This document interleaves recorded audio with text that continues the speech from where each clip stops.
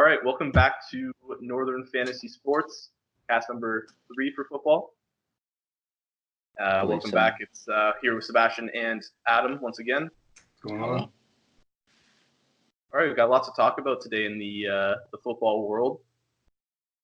We missed last week, which is okay, but I mean, we'll call it a sloppy. Yeah. Who's that? Call it a little bit of slack.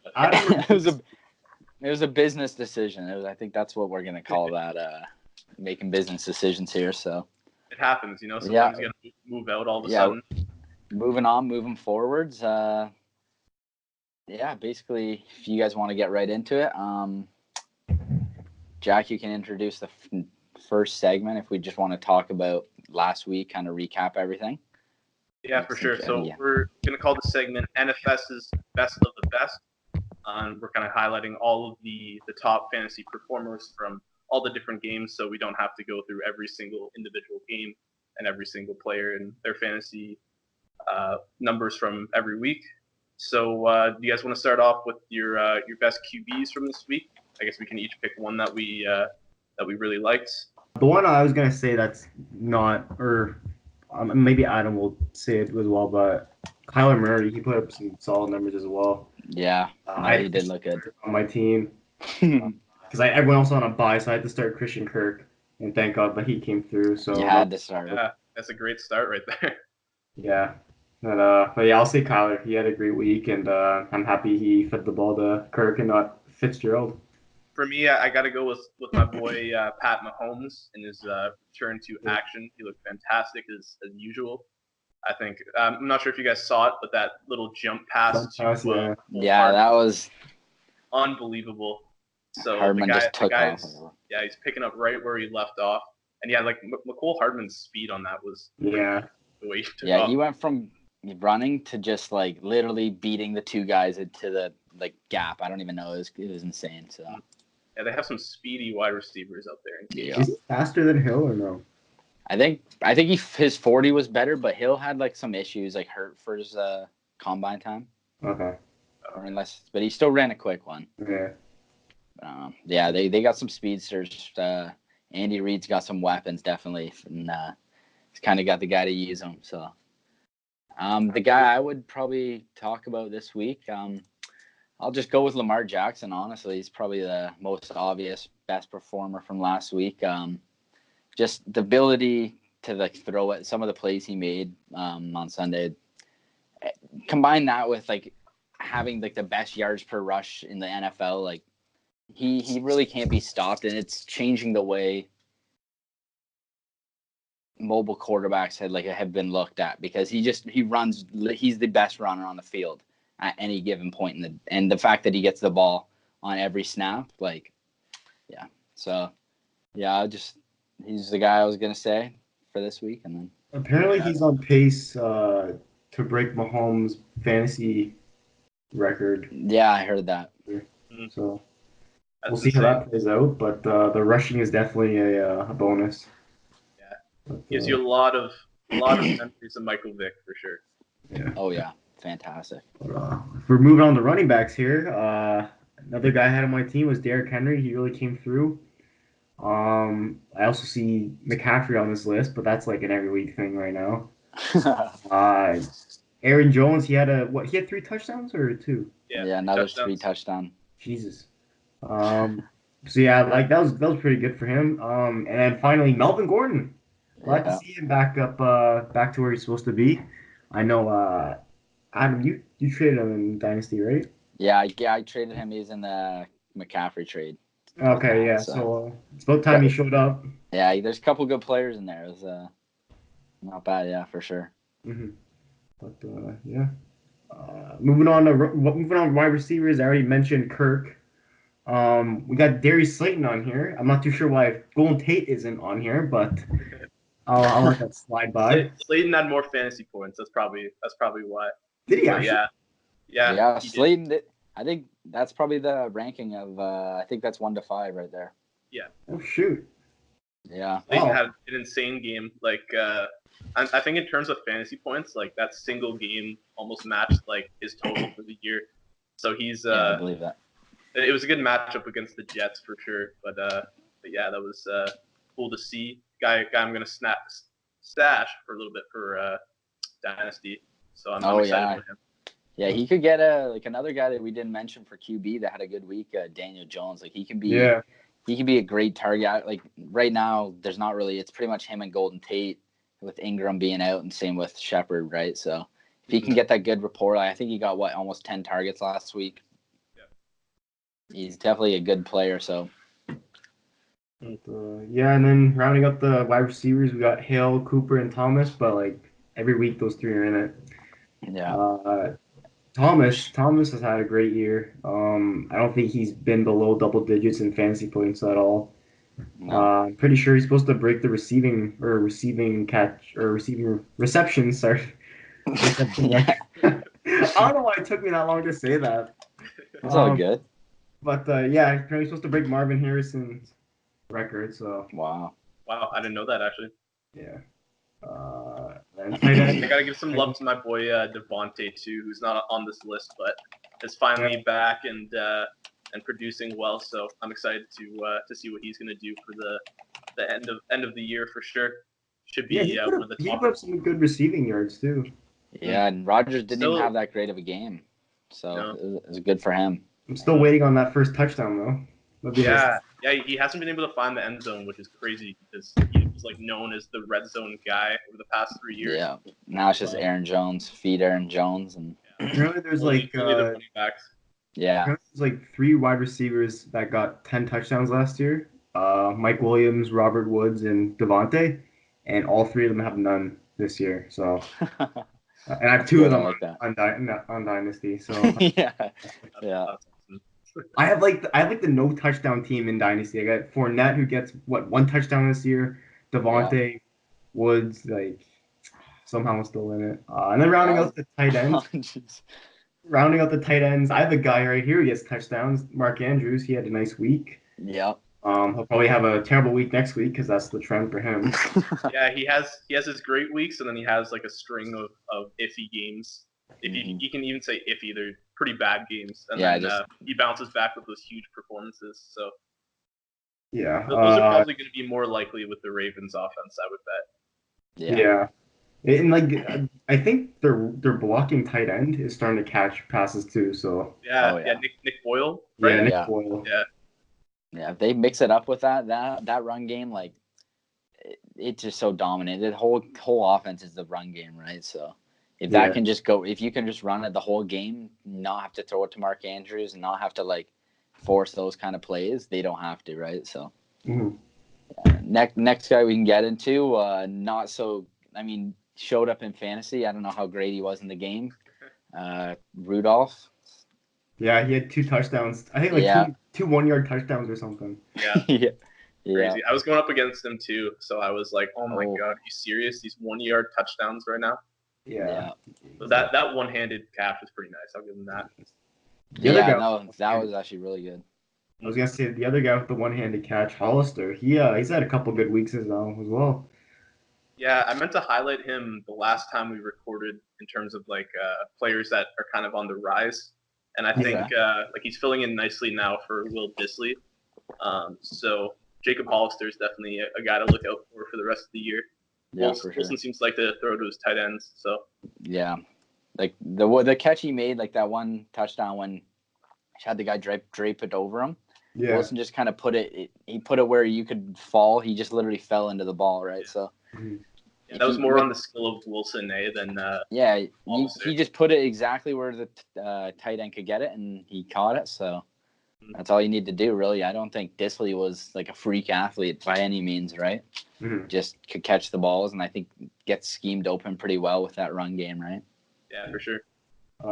Anyways, rounding up the tight ends, we got Kelsey and then Olsen. They had some solid weeks as well. Yeah. The only problem the only problem with Kelsey is he has a bye week. So that's kind of discouraging for me. Yeah, and don't forget about OJ Howard, who actually had a snuck outside there. I think they figured out how to use him in the game. I'm not too sure what was going on there. Bruce Arians must have been drinking a little bit in the morning, so But I like to see it. I mean, he's had his most targets of the day. I was actually kind of laughing because I saw that you dropped him in our one league, and I was like, you waited all this time for him to come out and have a good game, and then you dropped him after a good game. Yeah, actually, if you want to get into that, I dropped him for Noah Fant, and I think like right now, I mean, obviously, one guy's catching balls from Jameis. It's just the fact that the target share, it's like almost 80%, 90% of the balls are just going to Chris Godwin or Mike Evans, right? Yeah. So I don't think Howard has the upside. Whereas I think I grabbed Fant, and like Noah Fant, he is one of those freak athlete tight ends, right? Like he's a guy that can rip off these long runs that Kelsey can and Kittle can do, right? So I was just kind of looking for the upside, especially I think I grabbed him in redraft. I need the upside from those positions right now, especially with some of the guys banged up. But yeah, I think OJ Howard he's a good pickup. He's got a couple good matchups here in New Orleans and I think Atlanta after that. So yeah, for sure. All right, let's move on to the sell high candidates. I think this is Adam's list that he constructed here. So I want to hear your buy thoughts. Low, sell high. Oh yeah, so there's a couple guys. Or yeah, buy low, sell high. We can do both. Yeah, a few guys I got debated probably on most of the. I think we can all agree on David Johnson. I'd say if sell high. Who could you sell him for though? Yeah, I don't know why that really made it into David Johnson. I mean, sell high category. David Johnson's like actually I play in a buy low guy. No, I play. I didn't mean to put him in this, but I play in a casual league, and actually he just got dropped for nobody, just an empty roster spot. So that's kind of how I think, general perception looks at him. But it really is sad. He's like the third best running back by the looks of it right now. Like maybe he could be. He's probably more athletic than like Alshon Jeffrey out there. So stick him in a wide receiver, maybe run him in the slot now. Now that Kirk's not playing slot, so. But I don't know. After seeing some of his runs from last week, the way I'm sure we're all thinking of the same one where he bounces out to the outside. He looked like Eddie Lacy in his moves. I was looking at Elliott's dynasty team, and like I'm pretty sure he went like what David Johnson, Beckham, AB first 3 rounds. Oh. Or something. Wow, I didn't know that. And then like I think he went Kittle after. I know he has AB. I don't know about Beckham. I think AB. Tyler drafted. Wait, no, yeah. I guess I traded him for Odell. Yeah, I guess he did drop. Okay, so yeah. There were some rough starts for sure. Like it just didn't. The first rounds, it didn't really shake out as everyone kind of expected, really. Mm-hmm. But anyways, to get back on topic, sell highs of guys you can definitely sell. I would say if you can get another running back one for like a guy like Aaron Jones, that's probably what I would do. I sold Aaron Jones earlier in the season, so that's kind of my aspect. He just keeps scoring touchdowns, which is great. That'll win you weeks. He's won multiple people multiple weeks, right? But the thing is, he's also like he boom or bust essentially, right? He's had those games like Aaron Rodgers just flips a switch, and if he's not getting the balls now that Devontae Adams is back, right? He missed out on a lot of that target share. He's not going to get those 10 reception games, most likely. So I think if you can sell him for a guy like Leonard Fournette, right, and a guy who's pretty much a complete opposite of Aaron Jones, right? He gets all the snaps, all the rush yards, but he just has not got those touchdowns, which I think they will both mean out. They'll both reach at the end of the season. Unless Aaron Jones gets every single red zone look. But I think if you could switch it for a guy like Fournette, I would definitely say go for it. The next guy you have here is Derrick Henry. I want to hear your thoughts on this as a sell high candidate. So yeah, I guess so. We got in a little debate about this. I say a bit of a TD whore. I don't know if the fact that he obviously, I don't think he's ever been caught from behind in his life. I think he just runs away. If he could go into any bar, beat up any person there, and just outrun every single cop that faces him, I don't think there's any problem with that. But the fact that for how many rushing yards he really has, I don't think that he's definitely outperforming his touchdown pace. So I think that's going to kind of come down a bit. And I don't think that Tennessee offense, as good as it is, like putting up 30 points. I think who they play the Chiefs. The Chiefs, yeah. Okay, so the Chiefs kind of also they have a run funnel, right, where they're pretty decent against receivers, but they kind of just force you to run on them, and teams don't want to give Patrick Mahomes a lot of time, so kind of running the ball with Derrick Henry is probably the most optimal game plan you can go in. So I think if you could sell him again for like another running back one, like these are sell highs. I'm not saying dip ship. Like I wouldn't sell Derrick Henry for a guy like I wouldn't sell him for Le'Veon Bell. I think that's another guy with similar workload, but I think Derrick Henry he's a much better athlete than all these other guys. And also one guy I don't have on here, but I wanted to talk about what are your guys' takes on Keenan Allen for the rest of the season? Like, where do you guys see him as like that wide receiver one you just put out there, don't worry about? His usage isn't like as high as you would hope. Like they really get the ball a lot to Eckler and to Gordon, and they're really like kind of turning into that run first or screen pass kind of offense, which benefits Allen in some ways. But I think at the same time, like it kind of limits what he's been able to do down the field this year. So actually, I do like him as a sell high candidate. I have to agree with that one. If you can sell high, I don't think he's had over 10 points for the last, I think, 4 weeks almost. Yeah, I mean, like he had a decent game last week, but people always say Allen is a wide receiver one, but like I don't know, like he doesn't have the consistency that I look for. Seabass, let's hear some of your takes that we haven't heard in a little bit. Okay, well, the first one's kind of directed towards Adam because he has McCaffrey in Dynasty, but Adam, what would it take for someone to get McCaffrey off of you? Honestly, it would. I don't know. Okay, so the way I look at McCaffrey for our Dynasty League, this is a bit different in all Dynasty Leagues, obviously. But we play in a very small 8-man half-point PPR Dynasty. When I came into the season, I wanted to draft McCaffrey at the first pick. Like, I think he is probably the best. I think he's the best fantasy running back, I think. Yeah. And he will continue to be such. So I think the fact that I could get my thought for the next 3 years, we'll say 2 to 3 years, I think he will be the best fantasy running back. So I think I traded Matt. Like the package of like all of his all the guys that I gave him, he picked a good amount of guys from me. And they all have broken out. And like I gave up a lot, but I still think it was worth it what I gave up for it. My question to you though is like, can his value even go up any higher, McCaffrey, right now? Yeah, I could. I mean, realistically, I could ship him off, but in an 8-man like league that we're in, those players that like McCaffrey, they can put up to 30 points. Those are what will win you the leagues. Like you can have all these other guys, artillery guys, but the fact that I can put McCaffrey and Dalvin Cook in the game and just know I have 50 points out of hopefully a bunch more, like with those two guys, then I can just look for upside in all the other positions. That's like anytime I'd sell, it would almost be like right now I would not sell him. Maybe a year from now I might look into selling him, but I think I might as well just ride the wave.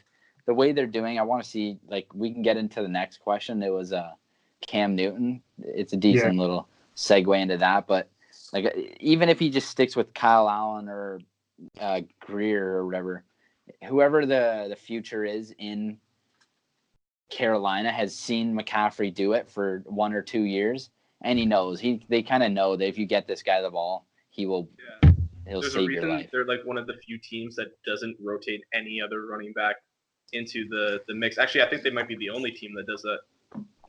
At this point, I think I put the usage in the bottom there. Yeah, he's Ezekiel Elliott had 99, Chris Carson with 96. Those are only two guys in the 90s. 90% of their snaps. Yeah, that's right. I forgot about Carson too. Or that might not be. Oh, sorry, I was looking at snaps. Yeah, we're good. Yeah, Carson. Wow, I don't know. Get that man off the field. I think I don't know. Carson. What? Rashard Penny. The fumbling issues, maybe fumbling issues. Yeah, but I don't think. I think it's unfair to completely misuse or just ignore a running back because he fumbled once. I think LaShawn McCoy is a pretty prime example. 6 times this year. No, you dropped him. I noticed actually. If you want to talk, that was a scheduled chill day. They said in the schedule. That's what they say, but do you believe that? Yeah, I do because he's an old bastard. Yeah, they said it was a scheduled rest day that he had for mid-season. That no one knew about. They decided as a game time decision. I don't know. So you think he just? I don't know. He's been with Andy Reid so long. I remember watching Andy Reid and LaShawn McCoy with the Eagles. I don't think he's gonna be your bench straight up. I don't know. He could have been, and very well. I mean, the way that Damian Williams has played. He pulled the running back a bread in a bread basket. It's understandable. Yeah, he's got the ball out here. He's always ran like that, though. That's what, watching him in Philly was kind of scary. He'd be running, there was a couple years. I think the first year that I won our fantasy playoffs or fantasy championship, he was my RB2. LaShawn McCoy was. And he was pretty well that. He did pretty well that season. Well, he's Jack's RB2 this year, so there you go. RB0 now. RB, see you later. All right. Anyways, we'll move on from that. But yeah, I just brought that up because McCaffrey, he's had one of the best years of fantasy ever. I don't know how much higher he can go in value, and yeah, priceless. You can't go anywhere from priceless. Yeah, but I wouldn't sell now. Obviously, you're in the running. No, there's no point of selling now. The one thing I'll say for Dynasty, especially, is those workhorse running backs. The Ezekiel, if you see a guy over 90% snaps, to me those guys are almost priceless. Really, it doesn't get matched. You can get a guy like Aaron Jones, who's he's one of those guys who get the rotation. Him and Kamara, maybe. I don't know what the outlook of him and Kamara is right now, but those are guys that can get you the touchdowns, but they're no Christian McCaffrey. They're no Ezekiel Elliott, really. Who's the next most valuable running back in Dynasty? Barkley? My RB2. Yeah, I'd say definitely Dalvin after CMC. No, I would say it's him and Saquon, but I think Saquon's the problem is Saquon's the best athlete, right? If you want to pick, maybe not CMC, but I think Saquon is definitely 2 just based off pure athleticism alone. I think he's the best athlete, but so if Cam offered you Barkley and Cooper for CMC, would you do it? Amari Cooper? Yeah. Not Pharaoh Cooper, Amari Cooper. No, the thing is, no. Especially in Dynasty, with my team right now, that's not a bad trade by any means. But in Dynasty, that wouldn't fit too much. I'd have to keep some guy on the bench, like a Joe Mixon on the bench, and he's looking good. Even Joe Mixon on the bench. No. Okay, OBJ, I'd have to keep OBJ on the bench. Yeah. This year, yeah. Why not? Yeah, those are actually probably both players. Upside. But no, upside to Odell. Yeah, I don't know. I don't think you could trade for. Saquon's the only guy I probably would listen to. Fair enough. Anyways, let's move on. We'll stick with Dynasty real quick. But what are you guys' thoughts on spending a first overall pick on a quarterback in a rookie draft? So in Matt's position, if he gets first overall, he probably will get the first 3 picks. Actually. Yeah. Is he the type of guy to spend the first 2 picks on a quarterback and be whatever? Mm-hmm. That was my thoughts too, and when I saw that on the doc, it actually kind of made me think a little bit because there's a lot of teams in our league that have 2 solid quarterbacks at least. So is it really worth it to spend the first overall pick on a guy like Tua or a guy like Joe Burrow, who's you don't know how they're going to end up, or should you put it on maybe the late round running back, a guy like Josh Jacobs, so you can kind of make your skill positions a lot more deep. Well, I guess QB is a team position too. Exactly, and the thing with when I look at Matt's team, he has Kyler, so Kyler's set for the next little while. Yeah, and then but he also has Cousins too. Cousins he's a decent He could be a backup soon, though. He Yeah. could be Tannehill. Who says he's not Tannehill in a couple of years? You don't know, but I'm just saying for me, I'm not tanking for a quarterback first overall. Is what I'm saying. Like that doesn't make any sense to me. Why would I waste the whole year just to tank for a quarterback and then it turns out like Trubisky? Yeah, really. He was definitely. I think Trubisky probably was taken over Mahomes and Watson in rookie drafts. So. Yeah. I think in a situation like yours, Seabass, where you have like two really young, great prospect quarterbacks, like obviously you wouldn't want to like take another quarterback because it's like he would never play. So I guess in the situation, like if you needed a quarterback, yeah, absolutely. But see Adam. Yeah, I think I would kind of go with your route and probably go for a running back or a wide receiver if if I had the opportunity. Yeah, I mean, like, who's with you? My roommate's over here. He's watching the Leafs game. Oh, okay. Yeah, no, I was gonna say like me personally, if I had the first overall pick, no, I'd still go running back or wide receiver, especially in this class. Like, I don't see the point of just ruining a whole fantasy year to draft Joe Burrow. Yeah, exactly. Yeah, like just think of like the 3 Alabama wide receivers that are gonna go in the first round. Like you would probably want to take a run at one of those guys rather than a Tua, who probably benefited from having those 3 guys. Matt's probably gonna take Tua. I guarantee you. He probably will. He's probably gonna take a quarterback and then he'll draft another quarterback just because it's a 2-league quarterback, and then yeah. The one thing I will say is I don't have it like. Really, I don't have. I just kind of when I traded Josh Allen away, he was kind of like the only other guy at quarterback that I really knew I could rely on week in and week out. But I if you could, who knows? Maybe if Tua's the guy, if Tua's like the next almost Mahomes type guy, right? You're set for literally 20 years if you want. Like, if you realistically, Patrick Mahomes will probably be Jack's quarterback for the next 10 years. Yeah, hopefully. Yeah, as long as the Dynasty League goes and he's still healthy, right? It could be worth it, but I don't think you win, especially in like these leagues, off of your quarterback. Yeah, that's true. That's a good point. Yeah, when a guy like Mitchell Trubisky can put 30 points up a week, like who can't, right? Yeah, exactly. Like, a good example is in redraft. Like I have Russell Wilson, who's been the top fantasy performer behind CMC. I'm pretty sure that's the only person who's ahead of him. And like my team is garbage, so like it's not your quarterback. It's the skill position players you pick. So yeah, I would definitely spend my first round pick if I had one. I don't have one this year in Dynasty, but if I did, I would definitely go for running back or wide receiver. At least you got rid of Brandon Cooks in it, so there you go. That I'm happy about. Yeah, he might. What if he? I don't think he will ever play. I think he's more likely to, never play again. I don't know. He's owed a lot of money next year, so I wouldn't be surprised if he's on a new team. Or something. Have to see multiple concussion specialists. Yeah, but he says he's playing again this year. Is he? I saw him knocked out in the Super Bowl against the Eagles, and Malcolm Jenkins literally took the soul out of his body. I don't know. They said I remember that hit. They said he's had 4 concussions since the Super Bowl. And it's not like he's had 4 concussions. He gets blatantly knocked the fuck out on the middle of the field every single time. Like, he gets blindsided to the point where he is literally rushed to the hospital dead. So I don't know. Yeah, literally. Sure. Yeah, you're not wrong.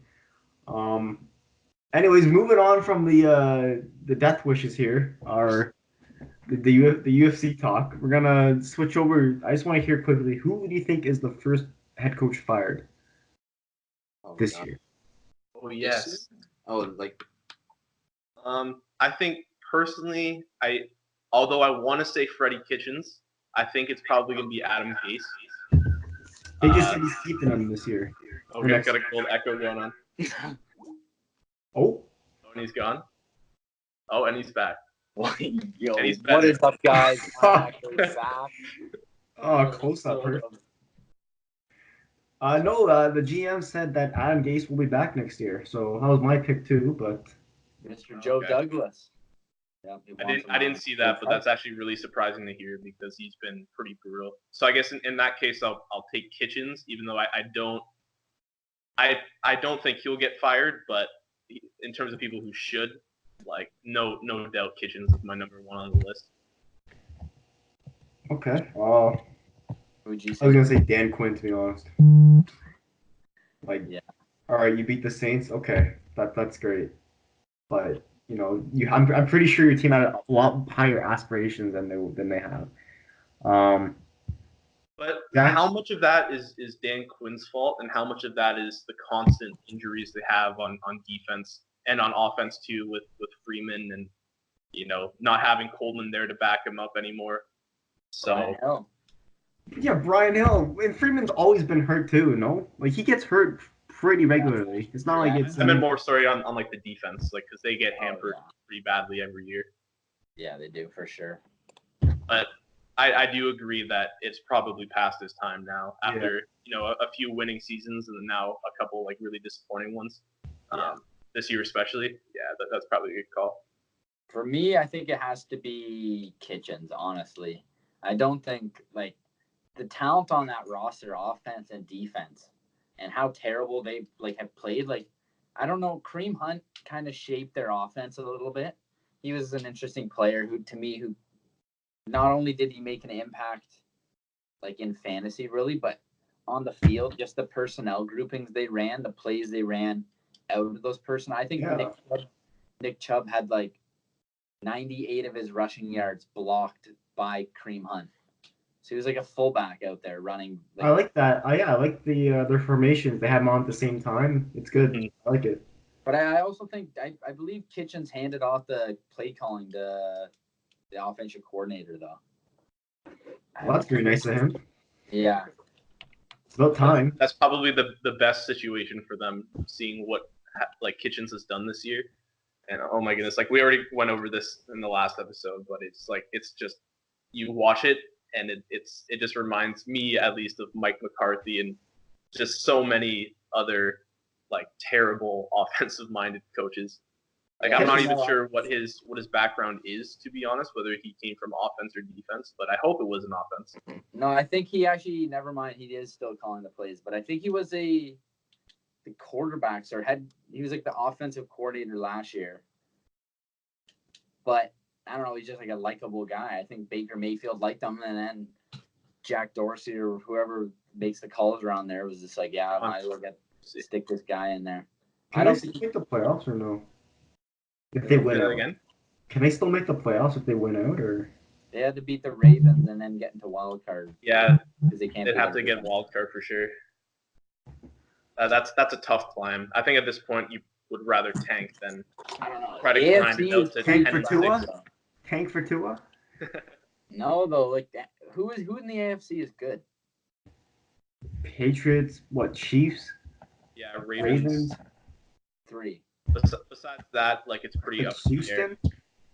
I don't even really think Houston's that great personally, but yeah, really, it's just the NFC is looking good this year. So yeah, kind of I don't know, it's lopsided there. I think it's going to be between who those 3 teams in the AFC, and then NFC is wide open at this point. I think. Yeah, it could literally be anybody. I have no idea who to even call for the favorite right now, especially after that game last night, which was a great game. Yeah. But Seahawks are kind of sort of looking like they could be the favorites. Yeah, they definitely could. And Lockett, I guess, is going to be back next week or next playing week. Yeah, he'll be back. He had a leg contusion, but it's all good, you know. All right, Jack, let's get to your takes here. We've cut it long here, so. Yeah, we can definitely cut some stuff out. Yeah, for sure. So we kind of like alluded to this a little bit earlier, with kind of like Todd Gurley and everything. But where has the offensive mastermind and Sean McVay gone after that pretty brutal loss this week to Pittsburgh? I have not liked the way he's called plays this year. I truly don't understand what it is that's holding him back from feeding Gurley, especially in a game like Sundays where he was averaging like his highest yards per carry, most efficient per touch, and yet he didn't get a single fourth quarter carry despite playing almost every single snap. I don't really understand how that happens, and I really question it because he hasn't gone over 20 touches. I don't even think he's hit 20. I think his highest is like 18. So he hasn't gone over 18 touches in any game this year. Jared Goff does not. Yeah, I was gonna bring that up. That's probably one reason. I mean, I guess you can blame him partly, but I think the lack of run game is probably more important there. What do you guys think about that? Well, their offensive line, we just talked about that too. Like half of them is out for the year, so that doesn't help. Goff certainly isn't the same as to what he was last year. I don't know if it's Belichick exposed him or something in the Super Bowl. I don't know what, but he's totally different. Mm-hmm. And then maybe McVay still thinks Gurley isn't healthy, and I'm pretty sure like between Brown and Henderson, they matched the same amount of carries as Gurley, so but he's still in that split backfield. But I know what you mean. Gurley, yards per carry wise, he had a decent showing, but I don't know, like he definitely doesn't look the same. I don't know if McVay just wants to keep him fresh for the playoff run, even though they're 2 games out now. So like I don't know, but yeah, it's weird, man, because it's like it reminds me almost of like Kawhi, where it's like they're doing this load management, but like there doesn't seem to be an injury there, like because like obviously he's got the knee arthritis, which is like concerning. Yeah, and like you got to think about that for long term. But he hasn't missed like any practices. He's barely popped up on the injury report at all this year. So like, there's got to be more to it. Like it's got to be more than just. They have to protect their investment. You know, they spend so much money on them. They gotta make it last. But are you making the most out of your investment when you're only giving him 12 carries a game? Well, that's what they gotta ask themselves. I mean, like it's kind of do or die now. The 2 games out, like. Yeah. Use them while you got them, I guess. Well, yeah, Gurley he played 75% of the snaps for the Rams. So he was in there a lot, but he only had 16 touches, or he only had like he had no catches. I think he had 12 carries. Yeah, so like you can't give that guy. You need to get him the ball regardless. If he's playing in 74% of the snaps, like there's no way he produces at such a low level like that. I don't. How they score? Like I'm trying to figure that out now. Gurley barely caught it, and then Cook didn't get a catch. I don't think they scored much. That was the Steelers, right? They only had a touchdown. Yeah, they shut him down. Really, like they did a great job. So, yeah, something's definitely off there. Then I don't know. Like, I think it's going to be a good game Thursday. Yeah. So that's kind of my thing though. Is like with Gurley, like why have him in the game to pass protect if you're worried about his injury and his health? Like why put him out there to block 6'4", 300-pound dudes? You know, like what? I don't see the point of that. Yeah. If they want to keep him at like 50% of the snaps, and still like you could realistically run him at 50% of their snaps, and he could still get the exact same amount of catch. Like look at Aaron Jones. He doesn't play like every snap. He gets pulled out a lot, but when he's in, he's good. It's kind of how Gurley is, really. Mm-hmm, for sure. Yeah. Jack, we'll move on from that one. This is one I wanted to get into last time. And I was actually going to kind of like put him on blast a little bit the last time, but I actually like what he's done in the last couple of weeks, which is Bruce Arians and his play calling. So I think what I particularly like is the way he's used Ronald Jones and OJ Howard, because like we said earlier, again, using OJ Howard as a blocking tight end just doesn't make any sense because that's not who he is. That's not what he was at Alabama. So to kind of put him there is just sort of like a waste of money and a waste of a first-round pick. But I do like what he's done. He had I think he had 7 targets in the last game, which was nice. So they're putting him out there with more routes. And then with Ronald Jones, who had a great game but unfortunately fumbled at a key moment, so he didn't really play much of the fourth quarter. But I was reading today they're really trying to expand on what Ronald Jones is doing, which I think is great because Peyton Barber does not kind of he does not provide the same value that Ronald Jones does on both ends. So yeah, I've liked what he's done in Tampa Bay now, and after those games, close one against the Seahawks that they almost won, and then this week against Arizona, I've liked what he's been doing now. So good for him. What do you guys think of all that? There's no way Jameis is back next year, right? Yeah. It would be hard to imagine it that way, but honestly, like I've said this before in previous episodes, but sometimes you're kind of stuck with your first overall pick for a while. Like Tennessee has finally decided, we've had enough of Mariota, so maybe they'll follow suit. But I don't know. I don't know with James. I'd like to see Arians with a rookie quarterback. But like to get to your point, yeah, like the past couple of weeks, play calling wise, he's done pretty well. Obviously, it's unfortunate they lost to the Seahawks. That was a good game, but they came through last week. And like you said, Ronald Jones, he's had a good couple weeks. O.J. Howard, they finally brought him up from the dead, so that's good. So yeah, like I don't see anything too worrying. I mean, the Winston interceptions, you'll never fix that, so it is what it is. True. But he's managed to deal with it for the most part the last couple weeks. Yeah, it was probably too much for me to blame Arians and not Jameis on that account. Like in terms of getting the ball to Howard too. But like when you use him as a blocking tight end, that's definitely alarming. Yeah. But yeah, I like what he's done for sure. Mm-hmm. So the next topic I have here are the Raiders. So where are the Raiders going to end up by the end of this year? AFC playoff. Probably wild card. Like they have a chance to wild card. I wouldn't say they beat up the Chiefs for the division, but yeah, I could see them as a wild card spot. Yeah, like you said, the NFC or AFC, sorry, like it's wide open, right? Like especially with the way Gruden, like I don't know, it's a big fuck you to Antonio Brown. I think what he's doing. Yeah, he's getting it done. It doesn't matter who he's done. Like maybe he throws it to his tight ends, maybe he doesn't. He kind of mixes it up. He does it with whoever. And I agree. They could AFC at this point. Like, who's to say they don't get hot? They don't have the best defense, but they have definitely some game changers that can definitely play. So I don't know. I think they'll do all right. The way they had some big wins, they've had some statement wins against the Bears and. Yeah, because like 8 or 9 wins will probably get you a wild card in that conference. Yeah, likely 9 should do it. Yeah. So yeah, if they can keep pace. Like I think that's definitely within reason for them. Derek Carr I think is really underappreciated, and what he's done is fantastic. Yeah, I think they're a serious dark horse. I think them and the Bills are probably my wild card picks. What do you guys think for the AFC? Yeah. Yeah, I'd say it's for the wild card. I'd say it's between Steelers, Bills, and Raiders. But I don't know, because like Titans and Texans, they'll fight it out too. So either one of them will be in that race as well. Yeah, but I think it'll be the Titans and the Steelers.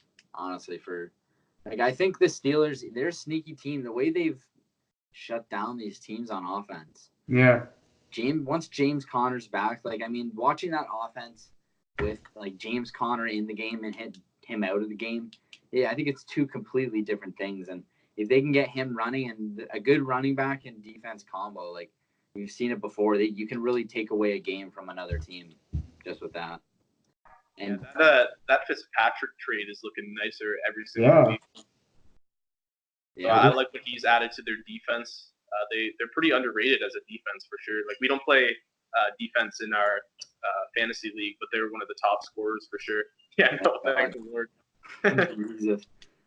Yeah. So this is one I am curious to hear you guys' opinions on. I think I know Sebastian's on this, but can Colin Kaepernick still contribute to an NFL team?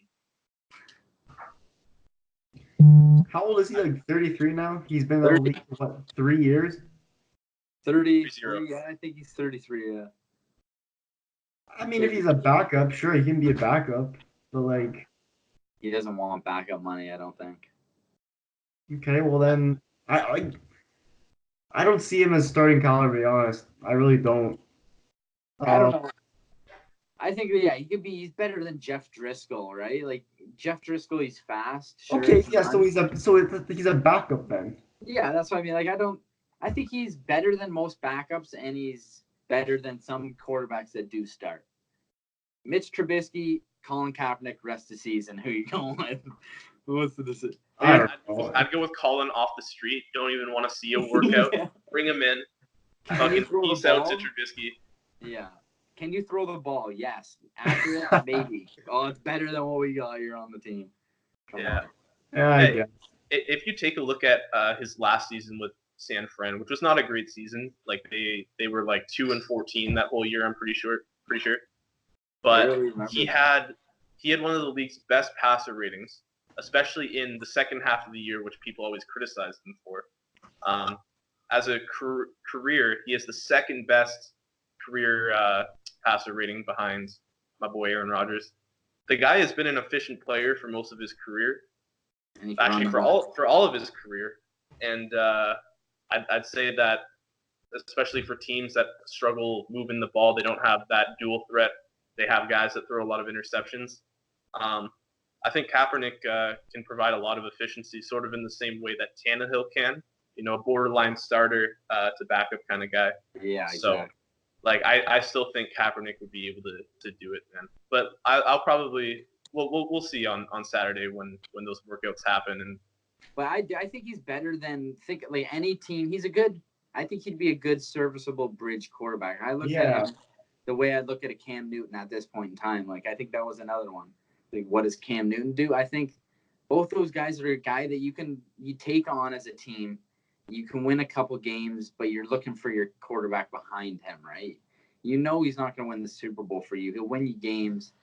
But, like, there's no way. Who's Ryan Findlay? I think who's playing in Cincinnati, or Allen? I don't even know the guy's first name. Ryan Findlay, yeah. And then there's Allen for the Broncos, I think. Brandon Allen or something. Who knows?